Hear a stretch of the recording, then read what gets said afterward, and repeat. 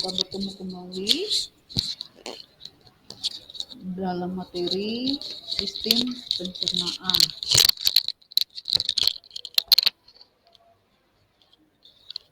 Pada pertemuan kali ini kita akan membahas tentang organ-organ pencernaan dan kelenjar pencernaan.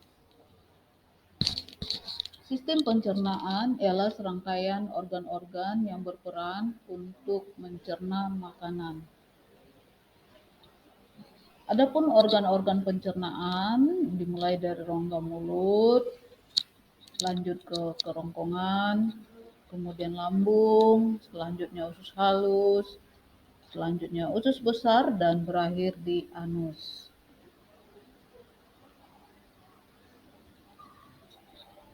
Diawali dari rongga mulut. Awal saluran pencernaan terjadi di mulut. Di mulut terjadi proses pencernaan secara mekanik dan kimiawi.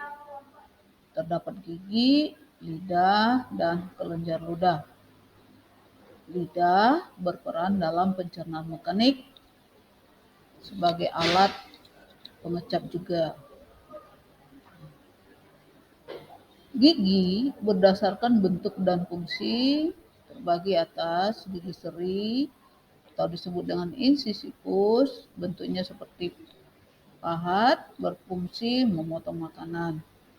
Kemudian gigi taring atau disebut dengan caninus, bentuknya runcing, fungsinya merobek makanan.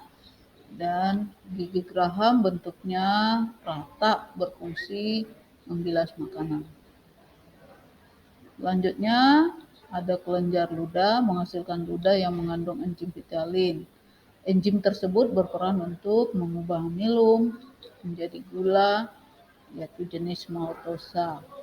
Nah, itu ada di rongga mulut. Selanjutnya, makanan yang sudah dicerna di mulut akan masuk ke kerongkongan atau disebut dengan esofagus.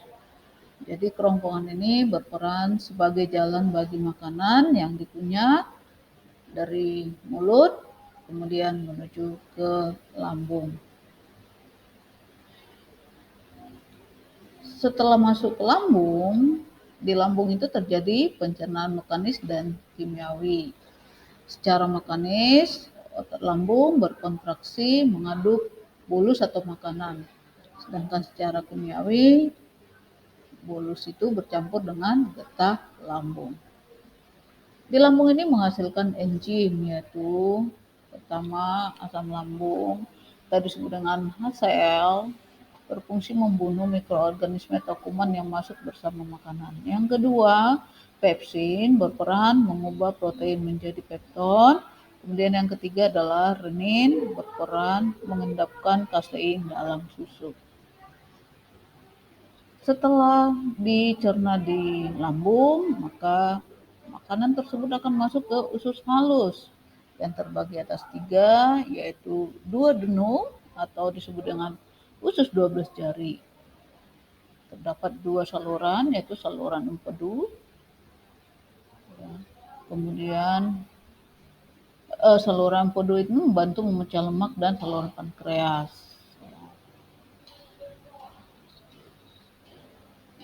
Yang kedua adalah usus kosong atau jejunum. Yang ketiga adalah usus penyerapan atau leum. Pada bagian ini jajan makanan diserap oleh tubuh. Setelah dari usus, maka makanan tersebut akan masuk ke usus besar atau kolon yang terdiri dari atas kolon naik, ascendens, ya ini kolon naik, kemudian kolon turun, ya descendens, dan kolon mendatar atau transversum. Dalam usus ini makanan akan diuraikan dengan bantuan bakteri Escherichia coli yang berfungsi sebagai tempat penyerapan air. Bakteri Escherichia coli ini berfungsi untuk membantu proses penguraian makanan. Selanjutnya, ya, setelah masuk di usus besar itu tadi, maka sisa makanan yang tidak dibutuhkan lagi beserta gas-gasnya akan dikeluarkan melalui anus. Nah, itulah saluran pencernaan. Selanjutnya kita masuk ke dalam kelenjar pencernaan. Nah, kelenjar pencernaan ini ada 3, yaitu pankreas. Ini pankreas, letaknya di bagian belakang bagian bawah lambung berwarna keputihan. Terdapat hormon insulin yang berperan mengontrol keseimbangan gula darah. Terdapat enzim amilase yang mengubah amilum menjadi glukosa, enzim tripsin yang mengubah protein menjadi asam amino, dan enzim lipase mengubah lemak menjadi asam lemak dan gliserol. Kemudian kelenjar pencernaan yang kedua adalah hati, merupakan kelenjar yang terbesar yang letaknya di rongga perut sebelah kanan di bawah diafragma. Ya, merupakan hati ini berperan dalam proses detoksifikasi. Terdapat 2 lobus dan merupakan organ penyimpanan zat besi atau Fe dan vitamin A, D, E, K yang disingkat dengan vitamin A, D dan B12.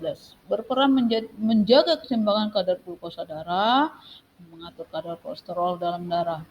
Hati dapat mengubah gliserol, asam lemak, dan asam amino menjadi glukosa. Kemudian yang ketiga, kelenjar yang ketiga adalah kantong empedu. Letaknya di bawah hati, berperan menyimpan getah empedu yang dihasilkan oleh hati. Getah empedu berwarna kuning kehijauan karena mengandung pigmen bilirubin. Getah empedu dikeluarkan menuju ke usus halus dan berperan dalam mengemulsi lemak. Oke, itu materi tentang organ-organ pencernaan dan kelenjar pencernaan. Sampai ketemu pada pertemuan berikutnya. Thank you, bye-bye. Jaga kesehatan, tetap melaksanakan protokol kesehatan.